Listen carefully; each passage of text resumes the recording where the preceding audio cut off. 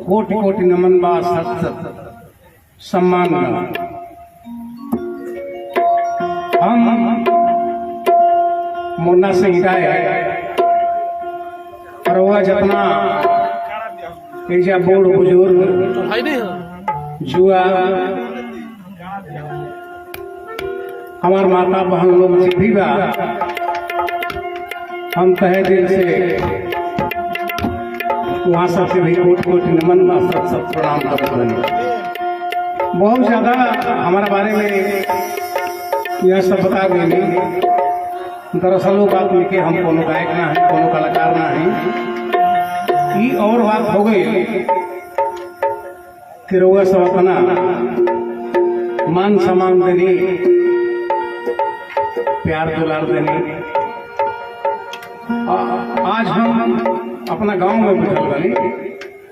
गुनेश्वर गाँव कोनो दो गांव ना हो, एक ही गांव हो। वहाँ के बाद में बताई कुछ परिस्थिति बस की हुई हिजा बसल की हुई हिजा बस कहे मतलब कि अपना गांव में बने कोनो त्रुटि गलती हुई तो ध्यान दें।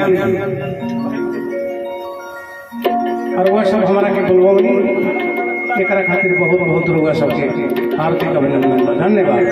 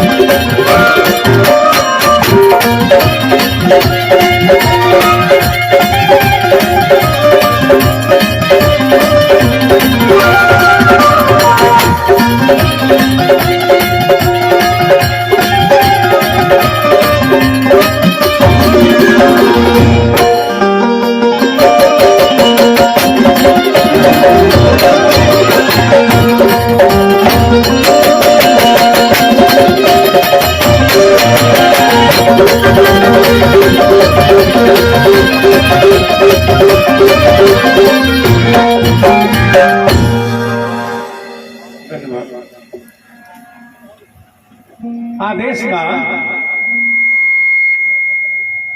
कि वो बच्ची भैया के उपलक्ष्य में जो शोहर मैंने हमारा गावे के बाद तो सुदामा भैया के आदेश में मैंने रउआ दूसरा टर्म लेकर कराई। पहले दूगो रउआ ऐसा सुना दी देखो वंदना हमका तनी मैया के आज शहीद के महीना है। शहीद के महीना में ही भगवान राम के भी अवतरण भइल है। दूगो गीत सुना तनी ओकर बाद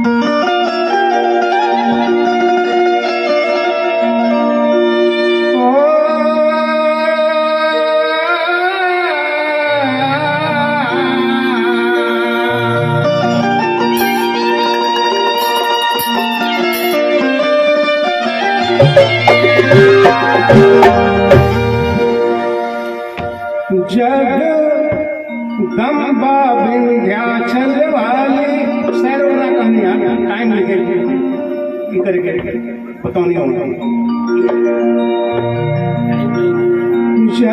जगदम्बा विंध्याचल वाली मन भावन भरी काली भावन हो मैया हम करी तेरा वंदना मैया हम करी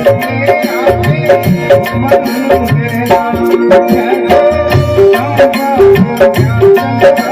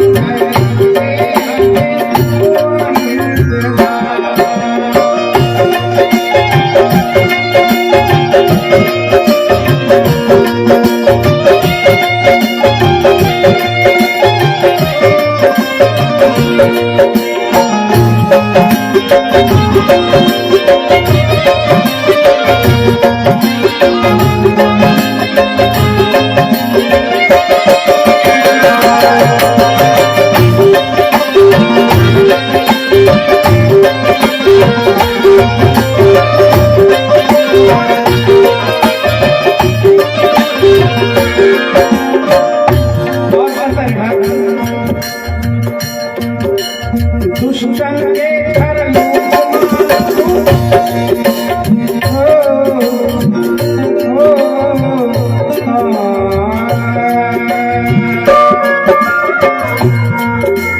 दुष्टन के घर दुनिया करे अपने समान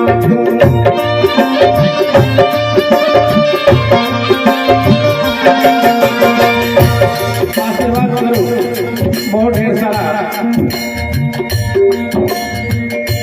आशीर्वाद हार्दिक अभिनंदन बा और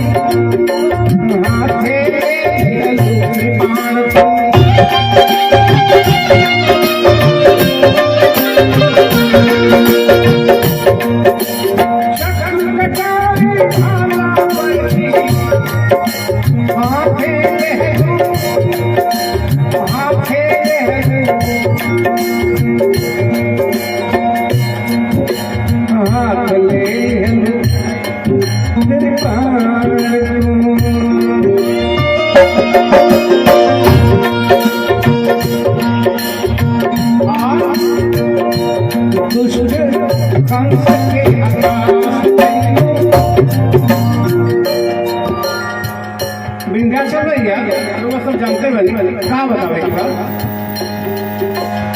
8वां देवकी वासुदेव के पुत्र काल बन के ही भविष्यवाणी रहे और सबके उमार मजा कर हम 8वां अवतार रही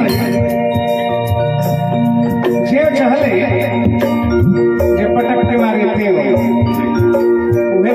उहे जगदम्बा मैया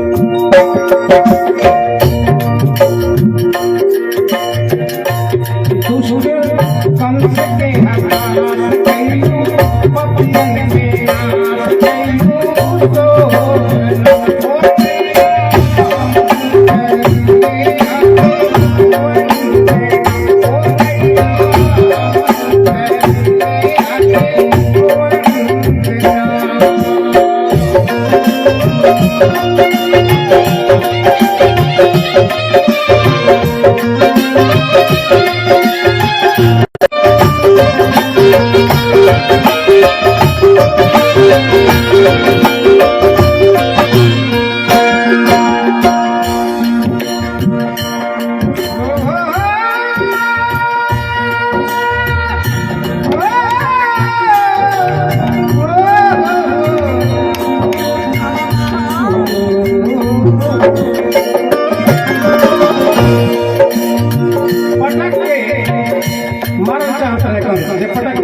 महासंकट के समझ लीजिए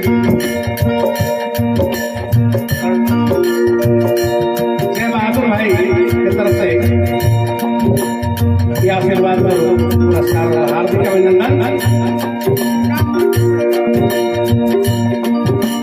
चाहत मारत रहे हो हो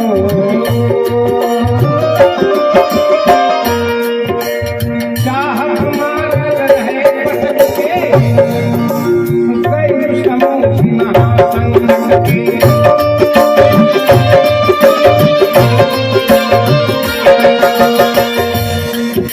अरे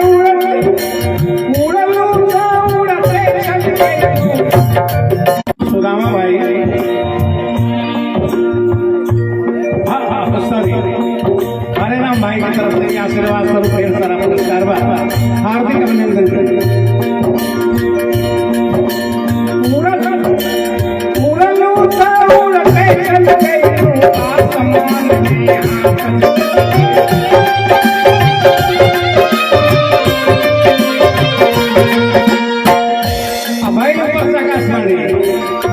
करेंगे संत तुमको मारने वाला कहीं अवतार ले चुका है सुन के नीचे घबराने लगा चल खड़ा करके क्या होगा नीचे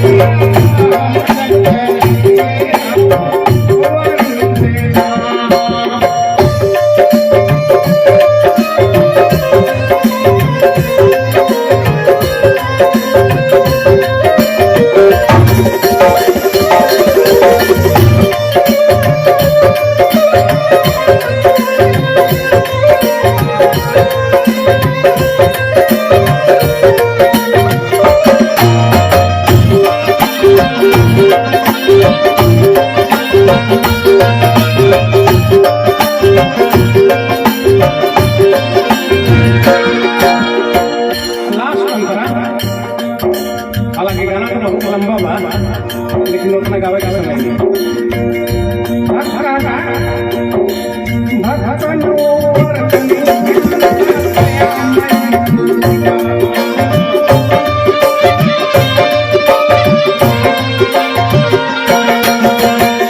भक्तन के ऊपर थोड़ा ध्यान दया में कृपा करी है माता भक्तन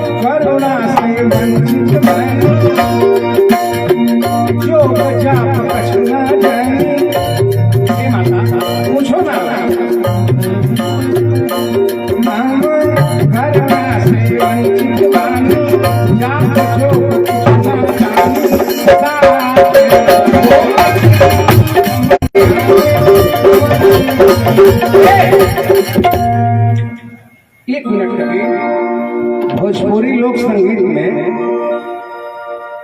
पहले चौवन बाजत रहे, भिखारी ठाकुर के जमाना से। जब तक वो चौवन ना बाजत रहे तब तक गीत के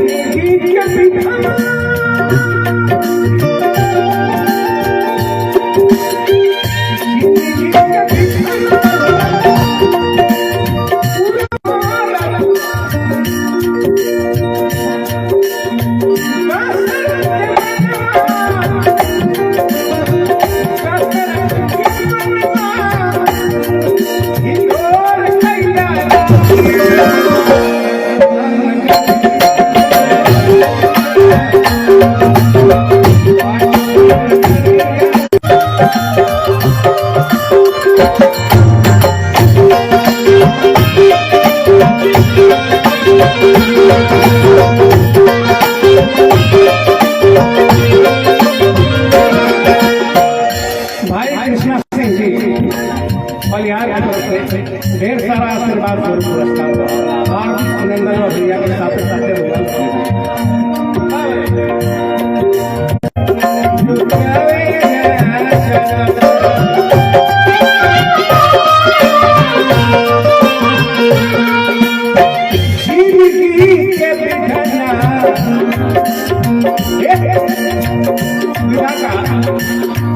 सारा मनोरथ पूरा हुआ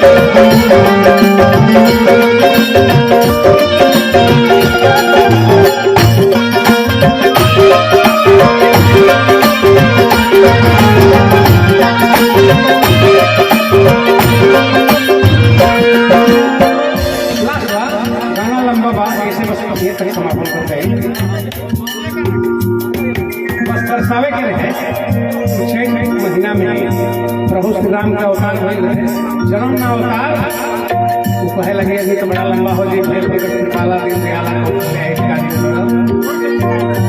अरे दशरथ अयोध्या नगरिया जोर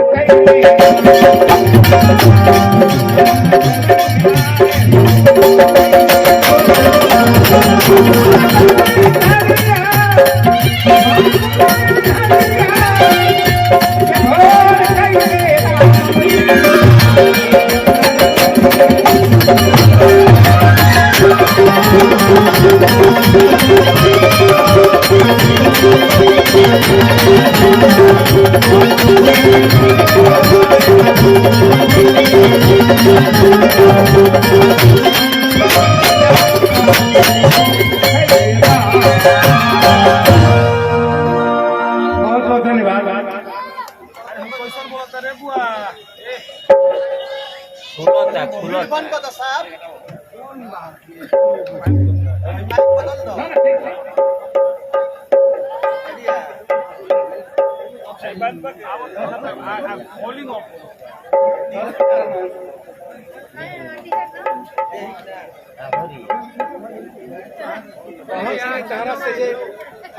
होला उ दे दी तो तार लोग के बुझाते नहीं हमारा नाम घरे आवे hello hello hello Munna ji देखिए कुछ कहा तनी वहां के है नहीं नीचे उतर के है नहीं आओ तनी उतर के हाँ हाँ हाँ हाँ दिल से सभी का हार्दिक अभिनंदन स्वागत। मुन्ना भैया खाली खाली जोरदार ताली बजा के स्वागत कर लिया जाए। कुछ सम्मान के लिए खबर हाथ में स्वागत करता परमानंद श्री विक्रम सिंह जी से आग्रह करूं कि आप मंच पे आए और बारी बारी से जे हमारा बीच अतिथि लोग आए मेहमान जी हमारे हम बारी बारी सबके बुलाल चाहब संजय मिश्रा जी, कन्हैया दुबे, अविनाश जी, गौरव जी, विद्याशंकर तिवारी जी, राजू पांडे, आलोक दुबे जी, नित्यानंद ओझा जी, हिमांशु पाठक, आदर्श राय, आशु, ये सारे अतिथि हम लोग के बीच में उपस्थित हैं। मैं सभी से आग्रह करूंगा कि आप लोग मंच पर आ जाए, आपका स्वागत सम्मान कर लिया जाए। स्वागत करता विक्रमा सिंह जी है। मेरी आवाज आप तक पहुंच रही है तो आप सबसे पहले मंच पर आ जाए।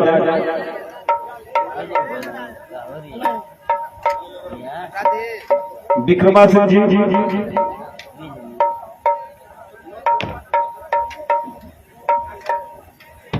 संजय मिश्रा जी से आग्रह करूंगा मंच पर आए। कन्हैया दुबे जी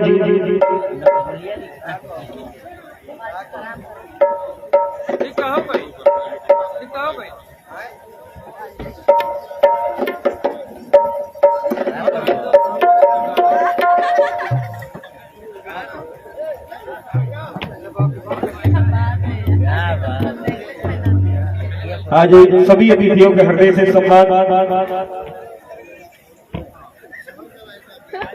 विक्रमा सिंह जी से चाहूंगा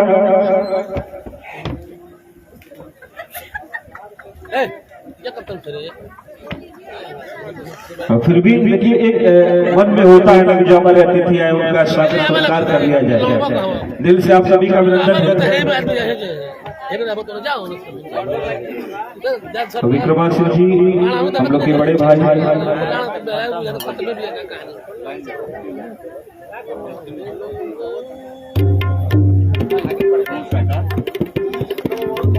संजय मिश्रा जी का स्वागत सम्मान किया जाए।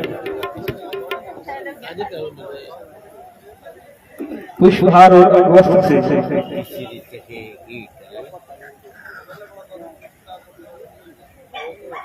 कन्हैया दुबे जी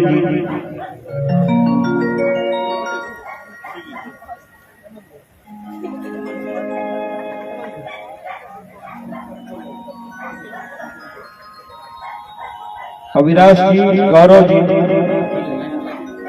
भाई अविनाश भैया कीजिए। गौरव जी सामने आ जाए।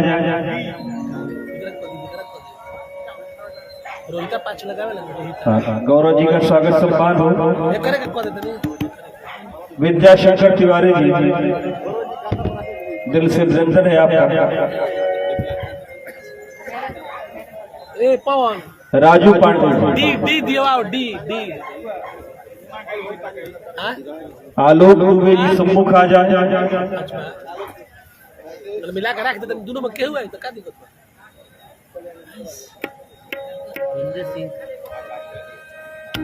नित्यानंद ओझा जी, आलोक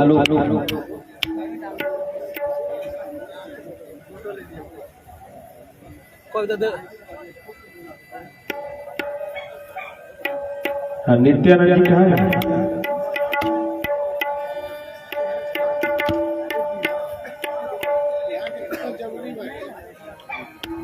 नित्यानंद जी, हिमांशु पाठक जी,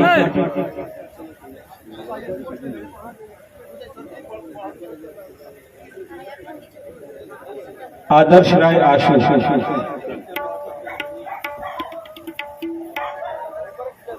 जी, बहुत बहुत धन्यवाद।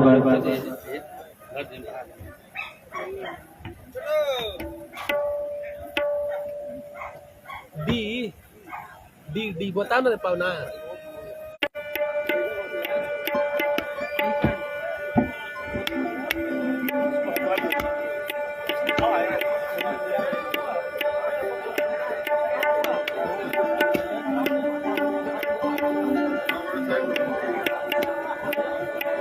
इंदु सिंह जी तक मेरी आवाज पहुंच रही हो तो आप मंच पर आए।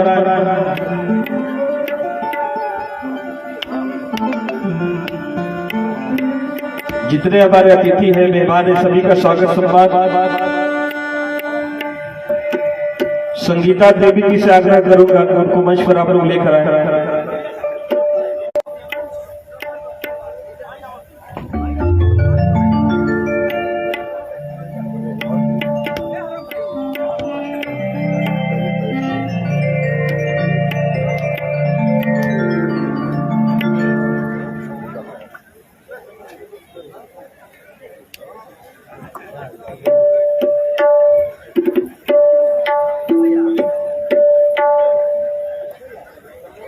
गौदा पंचायत के मुखिया संगीता देवी जी, आगमन आपका हुआ। मातृत्व शक्तियां हमारे बीच में है, दिल से आपका हार्दिक अभिनंदन स्वागत। इनको इधर लेकर आइए, इधर।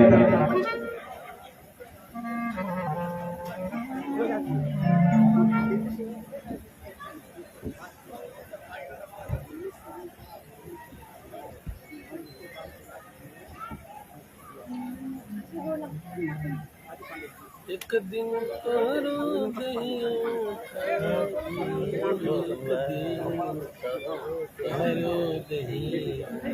स्वागत सम्मान देखिए।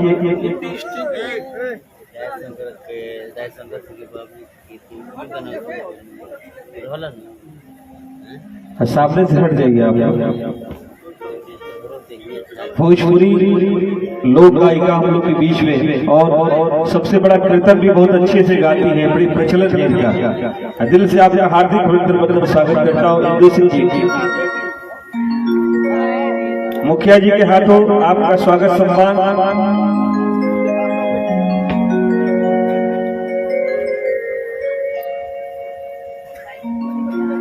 और विक्रमा जी से चाहूंगा कि आप मुखिया जी का स्वागत सम्मान कर लें।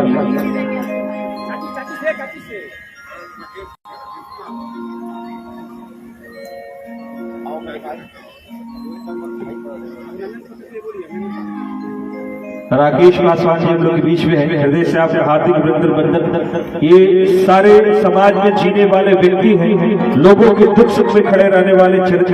दिल से आपका हार्दिक अभिनंदन स्वागत।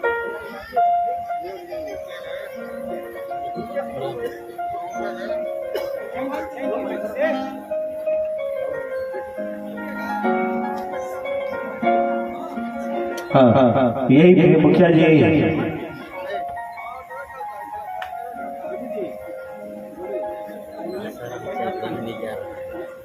राजू पांडे जी से मैं आग्रह करूंगा कि आप मंच पर आ जाएं।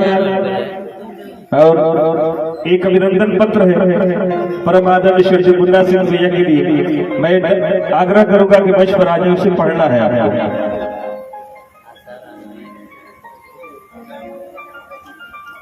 दो बेटियां संगीत की हम लोग के बीच में बैठी हुई हैं, सोनी पंडित और रिया पांडे। दोनों लोगों से चाहूंगा कि आप आ जाए सामने, आपका स्वागत सम्मान हो जाए। सोनी पंडित रिया पांडे जाइए।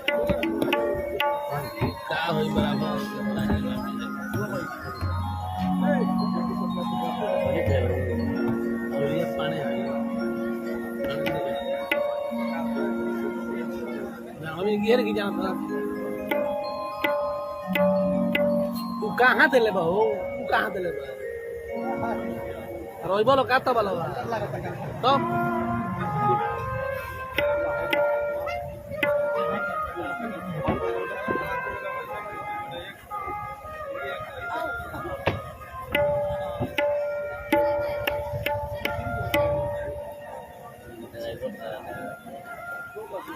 और उसके बाद अभिनंदन पत्र पढ़ने के लिए हमारे बीच में राजू जी, दिल से आपका अभिनंदन।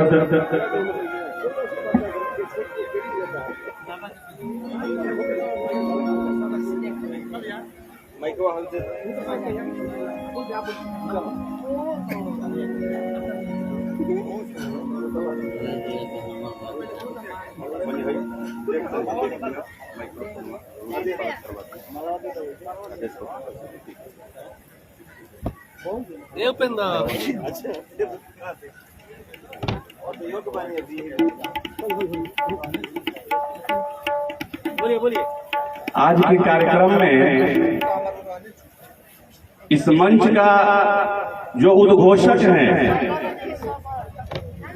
उनका सम्मान हम विक्रमासिंह से आग्रह करेंगे कि आप मंच उद्घोषक गुड्डू आजाद जी का स्वागत करेंगे अंग वस्त्र और माला से।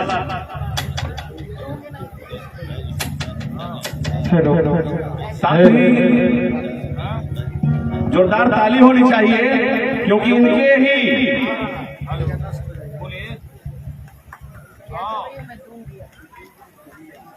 इनके ही आगे हम लोग कार्यक्रम को देखना है। इनके चलते ही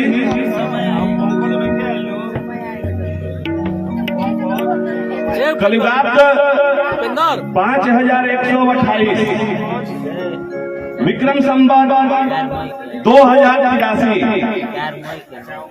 कन्या जन्मोत्सव समारोह 2026 वैशाख कृष्ण पक्ष चतुर्दशी तदनुसार 16 अप्रैल 2026 भोजपुर के नंदन भोजपुरी के चंदन व्यास मुन्ना जी के हम करीला अभिनंदन। सूर लय ताल जेकर आपन पहचान है ऐसा दिव्य पुरुष के कीर्ति हम भोजपुरियन के अरमान। मान्यवर भोजपुरिया समाज के लाखों श्रोताओं के हृदय में विराजमान दिव्य पुरुष भोजपुरी माटी के गौरव यशस्वी व्यास आप श्री मुन्ना सिंह जी का हम पावन ग्राम कुआवन की पावन धरा पर हार्दिक स्वागत और अभिनंदन करते हैं।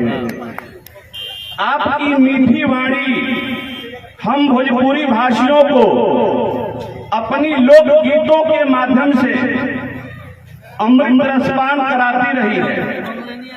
आपकी गीतों की अपनी संस्कृति रीति रिवाज रस्म और सभ्यता के समावेश की सोंधी महक ने हम सबका निश्चित ही मन मोहित किया है। आपका जन्म 21 नवंबर सन 1954 ईस्वी को बिहार राज्य के भोजपुर जिला अंतर्गत कुंडेश्वर गांव में हुआ था। आप अपने भाइयों के डर से पढ़ाई में जबकि अंतर मन से संगीत में विशेष ध्यान दिया करते थे। आपके भाइयों की वायुसेना में पदस्थापना होने से एक और आपको आर्थिक सहयोग मिला ही था कि दूसरी तरफ आपके जीवन में अपने ही गांव के एक अलौकिक पुरुष श्रद्धेय देवलधारी सिंह उपाध्याय मास्टर साहब जी जैसे दुर्लभ व्यक्तित्व का अद्वितीय आशीर्वाद पाने का सौभाग्य प्राप्त हुआ। आपकी गायकी अभ्युदय के समय कैसेट की दुनिया नहीं थी। सादे कैसेट में टेप रिकॉर्ड करके दुकानों पर आपकी गीतों को बेचने वाले दुकानदार भाइयों की खूब कमाई हुआ करते थे। आपकी उभरती हुई प्रतिभा में कैसेट कंपनियों का अपना भविष्य दिखाई दिया और 1978 ईस्वी में मैक्स कंपनी द्वारा रिकॉर्ड आपकी पहली कैसेट बाजार में धूम मचा दिया।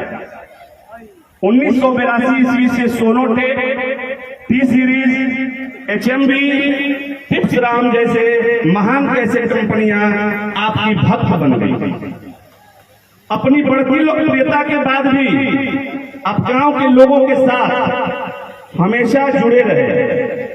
आज तक आपका कार्यक्रम पैसा से नहीं किया जा सका, जो लोगों के प्रति आपकी उदारता और महान मानवीय मूल्यों का मिसाल साबित हुआ है। आपकी जादुई आवाज और वाद्य यंत्रों के सफल प्रयोग से भोजपुरी संगीत जगत को एक नई पहचान मिली, तो वहीं दूसरी ओर गोविंदा और रवीना टंडन जैसे महान कलाकार आपकी प्रशंसा करते नहीं थकते थे। आपको चाहने वालों के बीच ऐसी दीवानगी देखे जाने लगी कि लोग अपना तिलक ब्याह जैसे मांगलिक सुदिन में भी आपके समय के अनुसार तय करने लगे।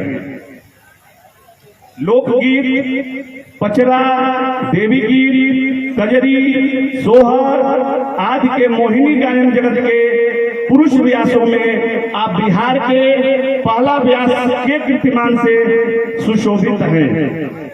आपके व्यास गति से निकले शब्द न केवल मनोरंजन करते हैं बल्कि हमारी नई पीढ़ी का मार्ग सशक्त बनाते हैं। आपकी कृतियों में गांव का दर्द, खेत खलिहान, बाग बगीचे की खुशबू और माँ बापा प्यार स्नेह झलकता है। आप भोजपुरी का एक सच्चा सेवक होते हुए अपनी प्रसिद्धि 82 साल के खबर पानी आई बा जबर, इनका ये गीत है। कुछ गीत इसमें संग्रह किया गया है। माना तो खतर की सारी हम तबे बोलूंगी बोली,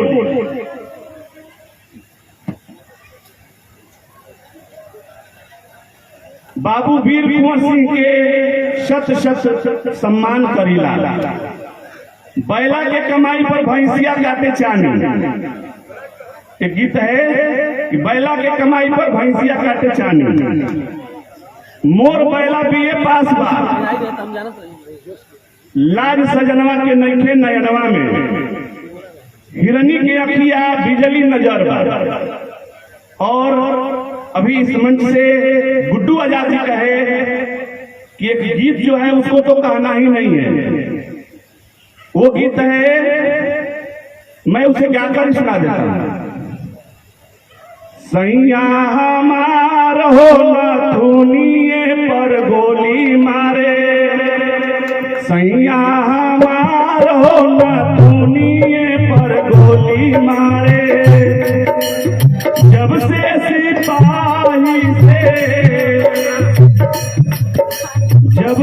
सिपाही से भैले हवलदार हो नथुनिए पर गोली मारे, सैया हमार हो नथुनिए पर गोली मारे। ये गीत हम लोग जब थे अभी 8-10 में पढ़ते थे तो ये सुने थे, इसलिए थोड़ा सा याद था। आज गीतों के माध्यम से वीर रस, श्रृंगार रस, सौंदर्य वर्णन, महामारी, वीर गाथा, दुनियादारी, दहेज प्रथा आदि का जो बहुमुखी चित्रण किए हैं वह निश्चित रूप से लाजवाब एवं अद्वितीय कृतियों में शुमार है। भोजपुरी साहित्य एवं संस्कृति में आपके अमूल्य योगदान का संक्षिप्त वर्णन और आपके स्वस्थ जीवन एवं दीर्घायु की कामना करते हुए हम एक बार पुनः आपका अभिनंदन एवं अभिवादन करते हैं। इति शुभम शुभेच्छु कन्या जन्मोत्सव समारोह 2026 कुआवन ग्राम ब्रह्मपुर धाम जिला बक्सर बिहार भवदीय श्री सुदामा सिंह कुआवन। एक बार सभी लोग हाथ उठाकर जयकारा लगाएंगे।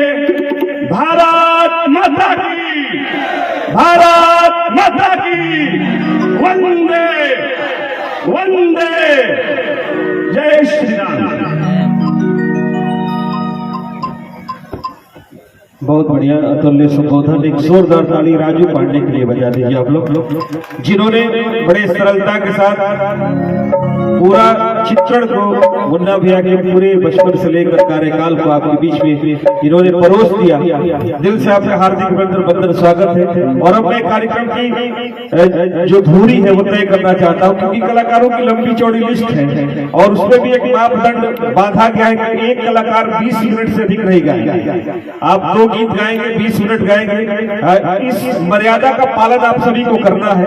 दिल से आपका हार्दिक बंदन स्वागत। आइए सीधे सीधे उस भोजपुरी की बेटी को बड़े सौम्यता के साथ में आपके सामने परोस रहा हूँ। इंदु जी हमारे बीच में है। जिंदगी आप तुझे कातिल के हवाले कर दो, मुझसे ये खोए तमन्ना नहीं देखा जाता, और अपने इस दिल की तबाही तो है मंजूर, मगर आप सबका उतरा हुआ चेहरा नहीं देखा जाता। इस पर मुकम्मल मुस्कुराहट सजाने के लिए सीधे सीधे इंदु जी को आपके बीच।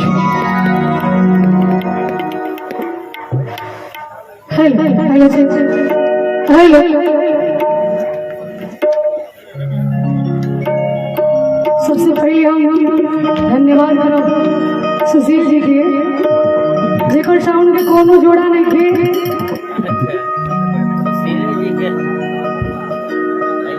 माननीय आदरणीय गार्जियन हमार जितना उपस्थित बानी जा सबके तहे दिल से हम इंदु सिंह मंच के माध्यम से वंदन अभिनंदन करत हनी, और आशा ना पूरा विश्वास बा कि जैसे आशीर्वाद प्यार सने आगे मिलल बा वैसे ही मिली।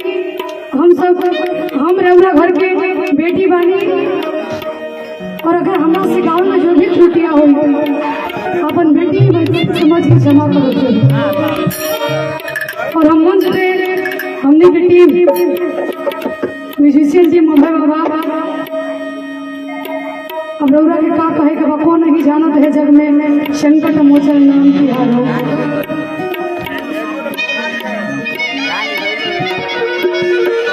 आई तो सीधे सीधे हमने की अपना कार्यक्रम में पहुंचल था।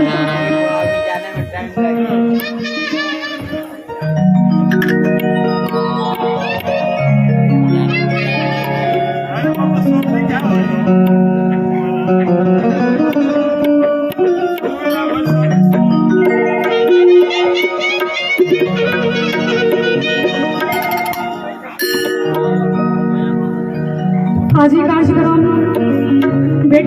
कन्या बेटी जन्मोत्सव में रखल गलू।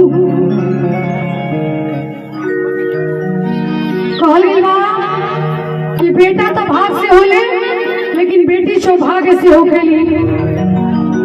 अगर जेकरा घर में बेटी हो जा लक्ष्मी के आगमन हो जाए।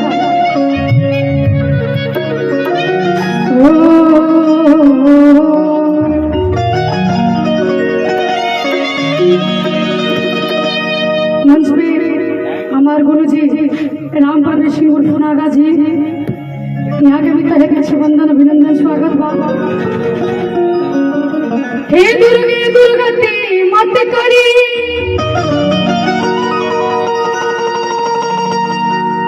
कल्याण करी कल्याणी।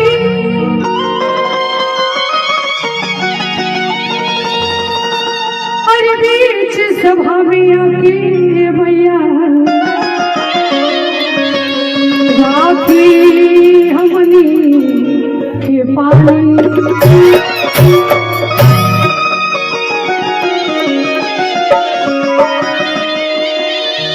अरे की जननी के जननी हो, जननी जनक के तू जयति जयति जयकार जग जननी।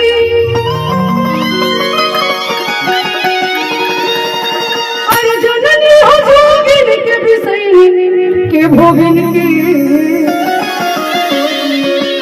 सुन लो न हमरो पुकार जग जननी।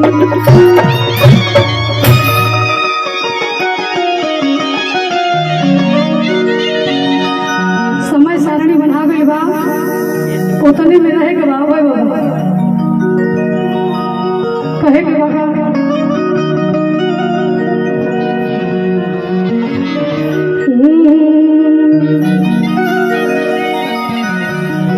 बिना माई के, बिना माई माई बेटा अधूरा बा।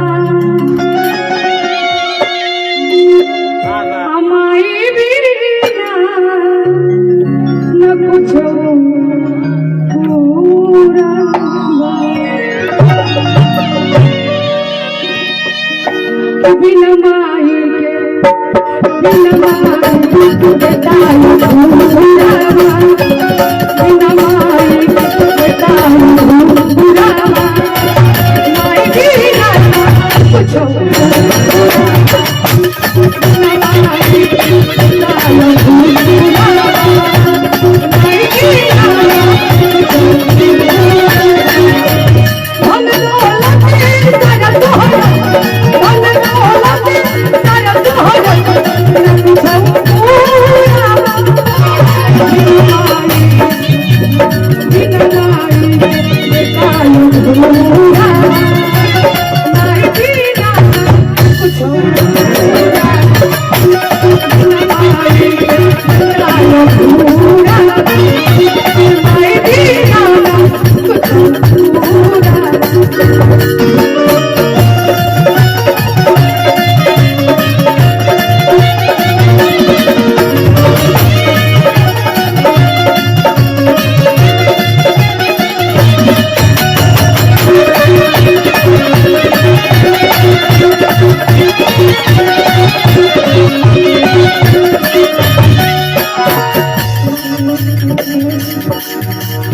यह बतिया की सारा में कही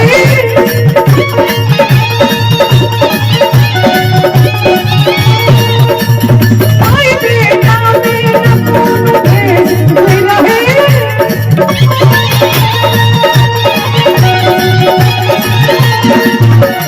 यह बतिया की सारा में कहे माई बेटा मेरा कौन भेज रहे।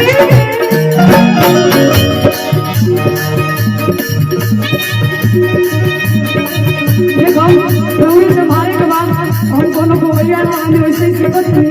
अगर राव आशीर्वाद हो जाए मत करो थोड़ा सा सीख जाओ। तोरे चरण तोरे चरण हमें बाबा कि मथुरा काशीवा तोरे चरण माई बिना कुछ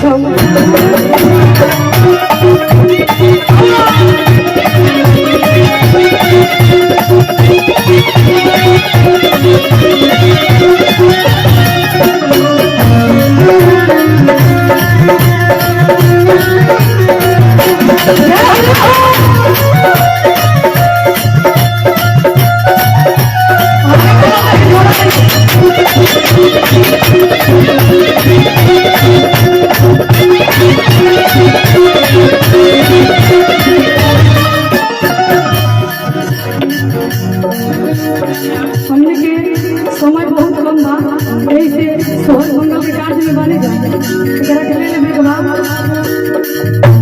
बिना माई के बेटा अधूरा बेटा अधूरा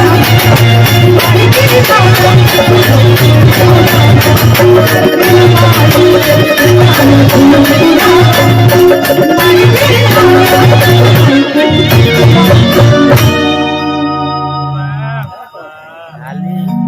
कहते हैं कि बेटियां भगवान का सबसे बड़ा वरदान है। अरे कि बेटियां भगवान का सबसे बड़ा वरदान है। बेटियां घर में पुराने खिड़कियों को खोलती है। बेटियां जिस घर में हो घर की दीवारें बोलती हैं। शाइना सिंधु साक्षी रण के मैदान में भी खिलाई है। ऐश्वर्य सौंदर्य से सारे जहां को जीत लाई है। सुन लता मंगेशकर सुर के समंदर डोलते हैं। अरे सुन लता मंगेशकर सुर के समंदर डोलते हैं। मूर्ख हैं वो लोग जो बेटियों को बेटों से कम तोलते हैं, जो बेटियों को बेटों से कम तोलते हैं। आई थोड़ा सोचे आगमन हो गई।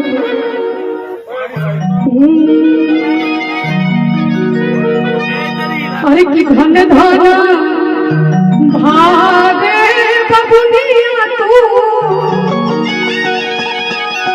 अरे कि हलू जनमा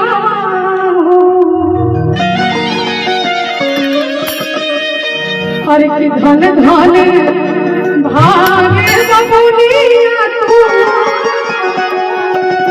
अरे कि हलू जनमा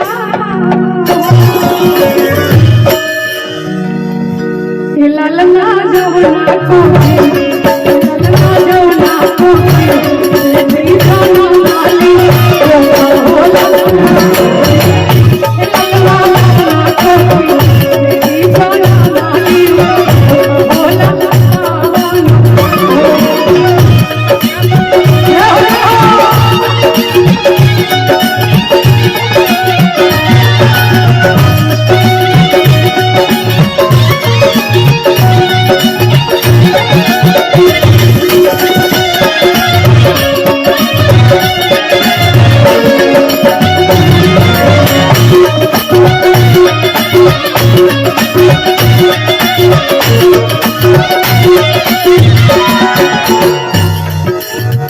हम समाज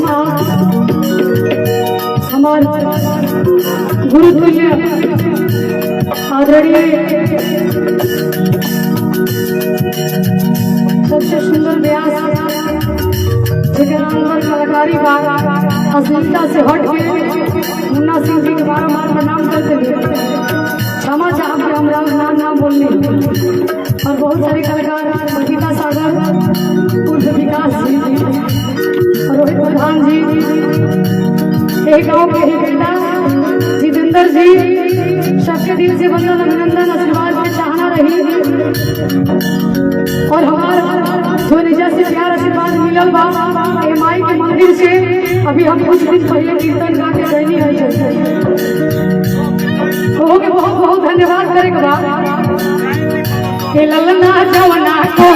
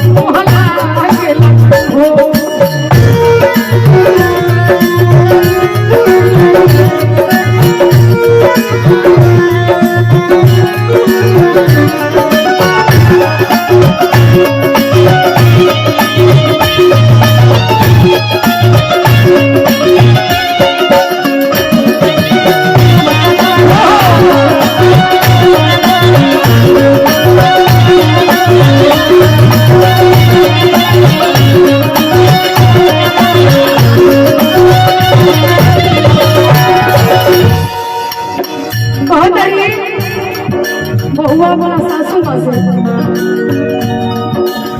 मछिया बैठला तू नया मकुरा मछिया बैठला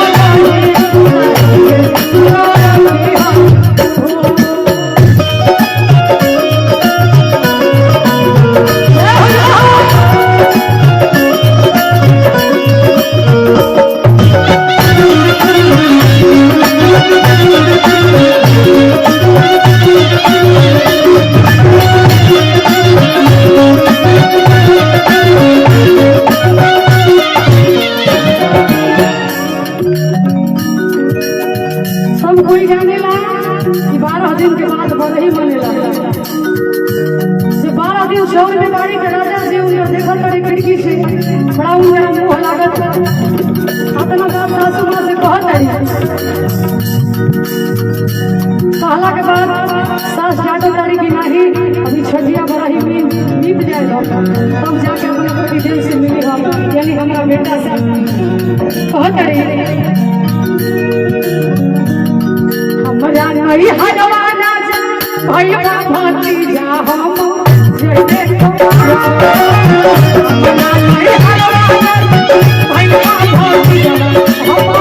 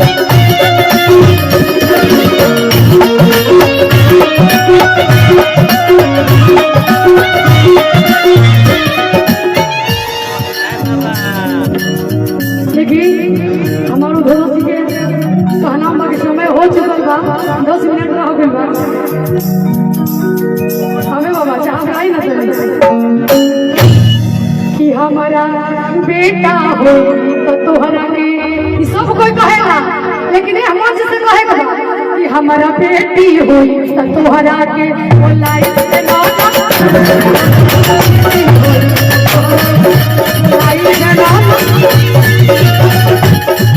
बोलाई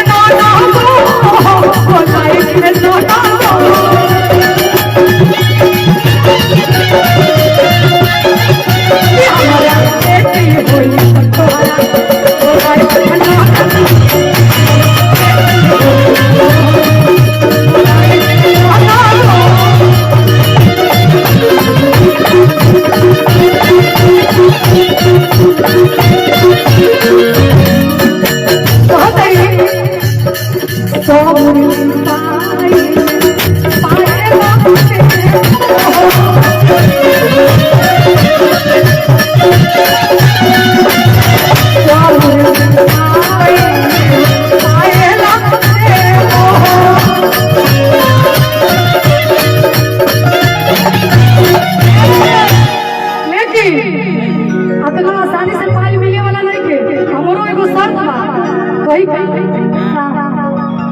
कि ओही अरे है पायल के धून पा अरे की ना चाहिए नो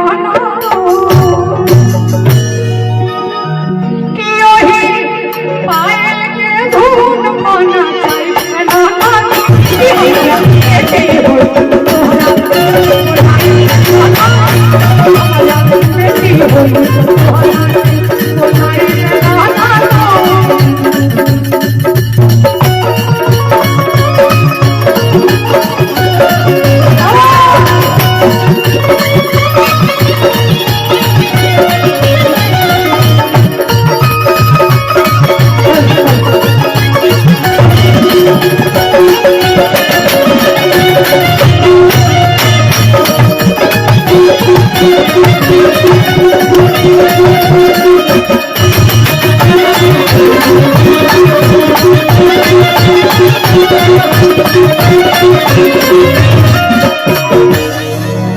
अरे की मांगे ननदिया कंगनवा काला घर के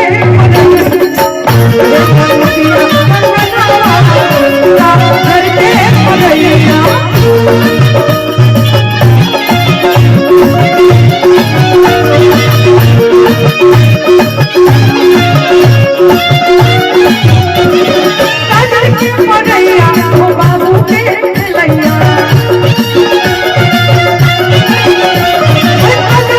पढ़ैया खुशिया के खेलैया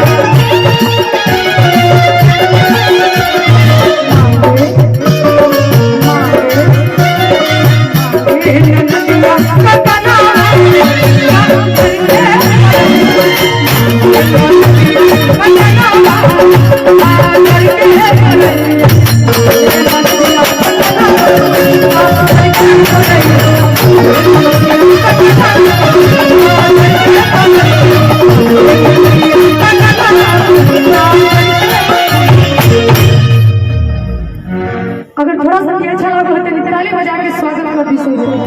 बहुत बहुत धन्यवाद। बहुत बहुत धन्यवाद। समय के ख्याल में रखते हुए सारे कलाकार 20-20 मिनट ही उपयोग कर रहे हैं, ये सबसे बड़ी बात है। दिल से आपका हार्दिक बंदन स्वागत। आप लोग एक बार अपने लिए जोरदार ताली बजाकर स्वागत करें। उसके बाद मेरी आवाज रोहित प्रधान तक पहुंच रही है, तो मैं निवेदन करूंगा कि आप मंच पर आ जाएं। सारे कलाकार टाइमिंग फिक्स है, 2 गीत गाना है, 20 मिनट लेना है।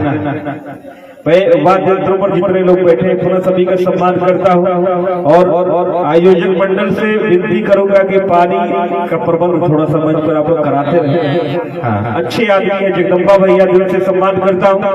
बीएचयू का वह छात्र, बीएचयू से शिक्षा दीक्षा संगीत के लेने के बाद तबला में महारत हासिल किया आपने और आज आप बच्चों में शिक्षा का प्रवाह कर रहे, शिक्षक के पद पर स्थापित है। दिल से आपका हार्दिक बंदन स्वागत करता हूँ। पानी उधर रख लो दुकान अपना। रोहित प्रधान जी से मैं चाहूंगा कि आप आए। देखिए जन्म महोत्सव में सारे लोग यहाँ पर उपस्थित हुए हैं और परिवेश थोड़ा सा बदला है। पहले जब बच्चे पैदा होते थे तो माए उनको लोरी गा के सुनाया करती थी, लेकिन आज टेक्नोलॉजी के दौर में हम लोग जी रहे हैं। सुदामा जी से मैं आग्रह करूंगा कि आप मंच पर आ जाएं। रोहित जी का स्वागत सम्मान आपके हाथों होना है। सुदामा सिंह और विक्रमा सिंह दोनों व्यक्ति से मैं चाहूंगा कि आप मंच पर आए।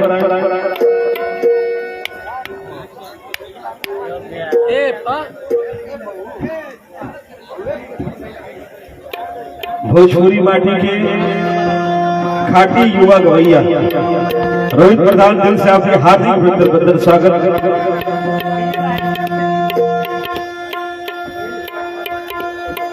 तू कहाँ दे तो तबला छोड़ गई रहला मारवा दे तू तबला कहाँ दे तो सुन अब आ गइले देखिए था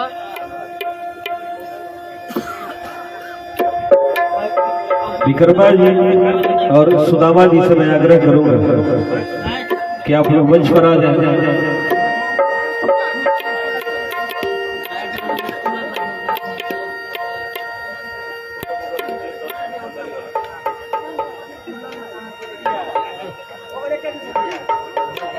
भैया के यहाँ के स्वागत सम्मान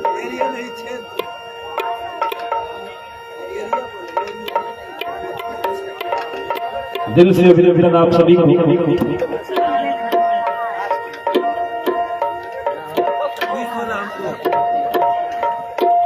स्टैंड लगाते हुए सुशील भाई भेजिए।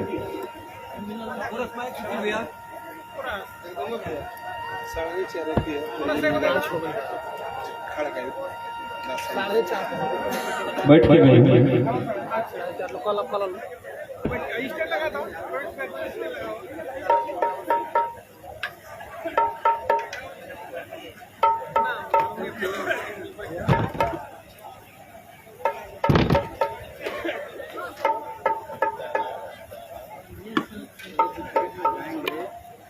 हेलो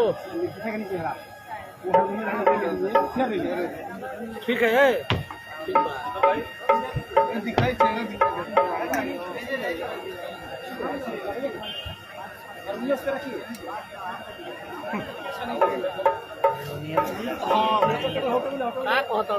साढ़े चार रही हो 4:30 रही हो 4:30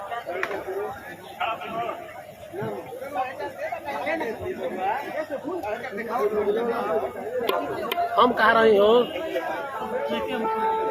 जी ई करे के पड़ी ई करे के पड़ी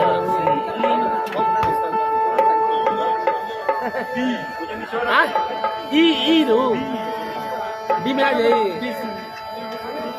हां ना 4 रहला तो दूर रहला ई करे के पड़ी ई एफ से नीचे तो नहीं बनी हां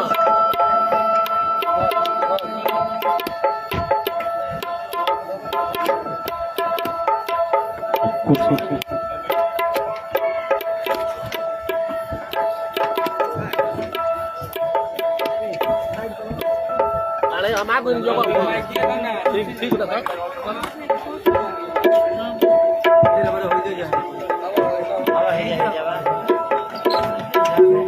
ठीक बनू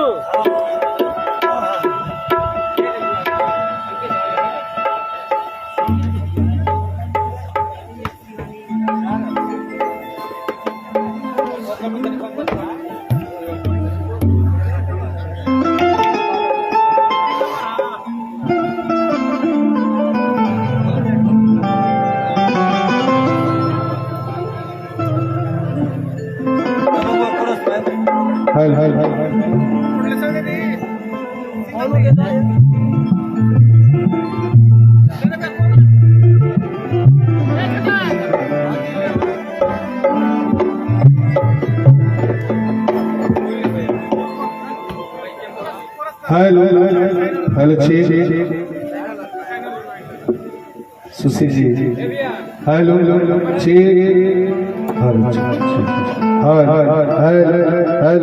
टेबल खोल के रखे हेलो हेलो हेलो ठीक बा बना ले बाबा से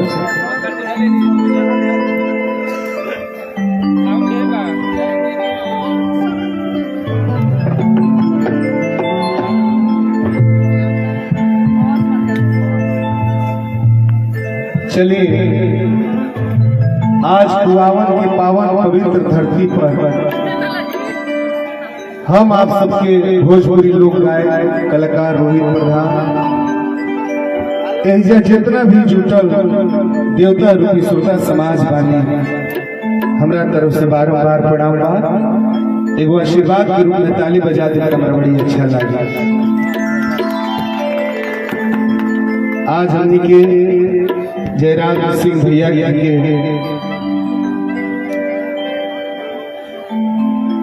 हमने के सोहर मंगल के कार्यक्रम में उपस्थित बानी जा बड़ा लोग कम होला जे बेटी के भइला में सोहर मंगल का होला। गलती ना जी, बहुत ही सुंदर साउंड, प्रसाद साउंड जेकर जोड़ा नहीं है। अब है बाबा जगदम्बा बाबा, उपेंद्र जी, चिंगारी भैया सभी उपस्थित बा साजबाज के रूप में। गुरु तुल्य हमारा सामने बैठल बानी, हिम्मत ना परी गावे के आदरणीय मुन्ना सिंह चाचा जी के गोड़ लगत और सीधा सीधा एगो माई की स्थिति से आप सबके सेवा देते हैं। ओकरा बाद आगे आप जो मर्जी हुई वैसन कार्यक्रम हुई।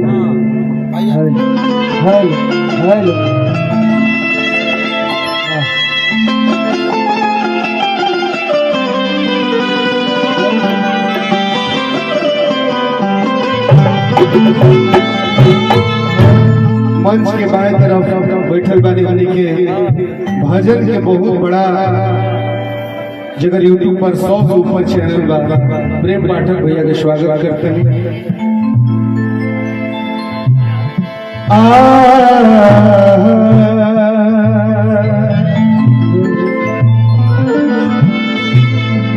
कहते हैं कि कैक्टस को सजा के गुलदान में रखते हैं और बूढ़े माँ बाप को गैरेज या दलान में रखते हैं। कैक्टस को सजा के गुलदान में रखते हैं और बूढ़े माँ बाप को गैरेज या दलान में रखते हैं और पूरी करते हैं बीबी की सारी फरमाइशें। पूरी करते हैं बीबी की सारी फरमाइशें, मगर माँ का टूटा हुआ चश्मा नहीं बनवाते। माँ कहती है, बेटा अगर मेरा टूटा हुआ चश्मा बनवा दिया होता तो मैं अच्छे दिन, अच्छे लगन, अच्छे मुहूर्त देख सकती थी। मुझे दुनिया देखने की चाहत कब थी मेरे बेटे, मैं तो चश्मा लगा के तेरी सूरत देख सकती थी, तेरी सूरत देख सकती थी। माई के देगी केहुली के शकर ओ परम पूज्य मातारी के शरण में एगो गीत अर्जित रही जे फेसबुक पर हमारे काफी लोग आशीर्वाद दे दी, लेकिन एगो सबसे पहले देवी माई की स्तुति करते हैं।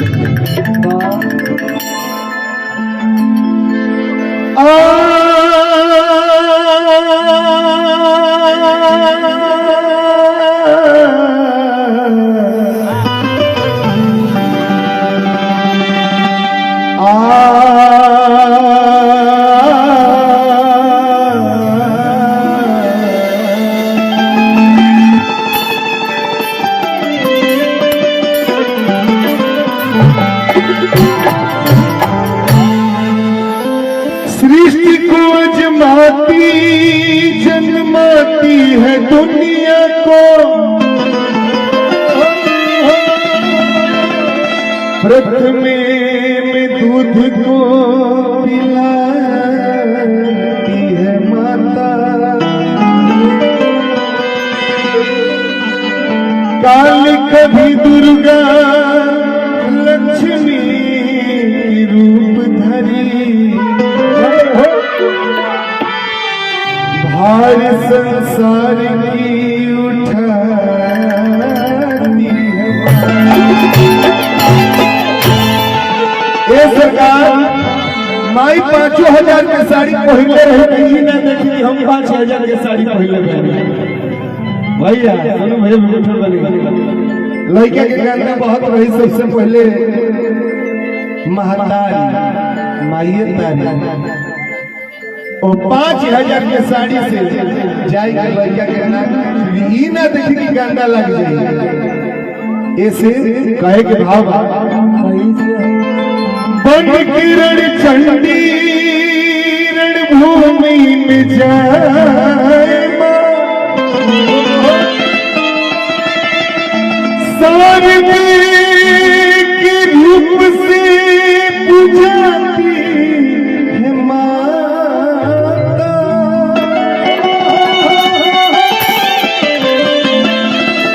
लाख दुख पाती पर जीवना हिलाती भल कोड़ी के मूल बिक जाती है माँ। एगो गीत के बड़ा आप सब सुनता समझ प्यार आशीर्वाद देनी।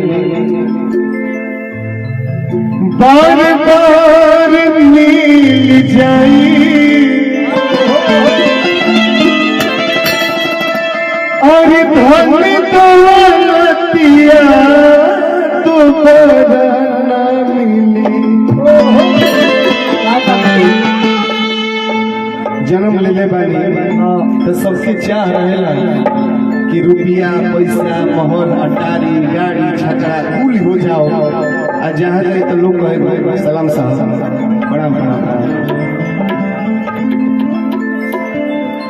आ ढेर देख लो खूब जा कि वैसने लोग के माई बाबू वृद्धाश्रम से बना। हाँ जी, अगर बात नहीं लगे तो ताली बजा के आशीर्वाद ऐसे एगो लड़का कहता बोध लड़का कि बार बार मिल जाई और धन दौलतिया दोबारा ना मिली। तो माई बाबू की सूरत बाबू के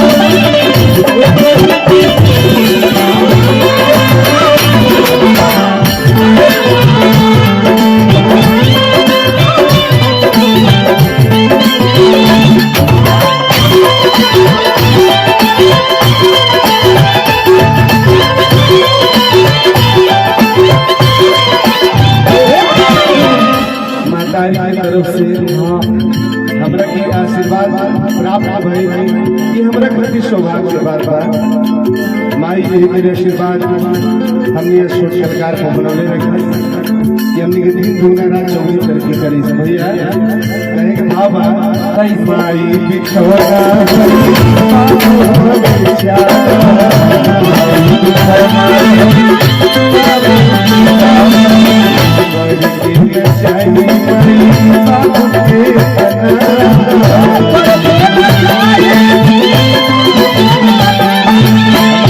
तरफ से बहुत बहुत के पुरस्कार, हजारों रुपया के पुरस्कार मिला। हार्दिक हार्दिक अभिनंदन स्वागत करते हैं। ये भैया धीरज भैया सुनिए कि कृष्णा भैया भैया और हृदय भैया भैया सबका का स्वागत करते हैं, गोल करते हैं। माई बिछौना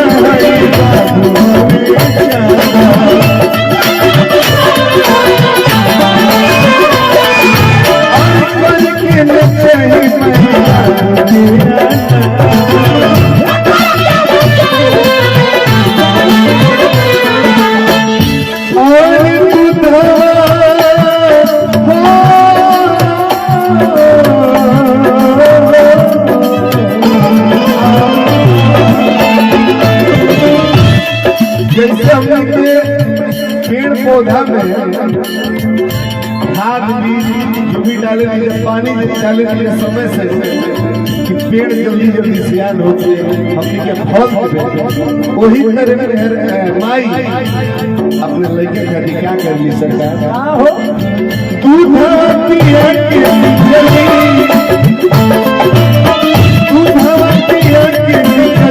सुनर सुनर बतिया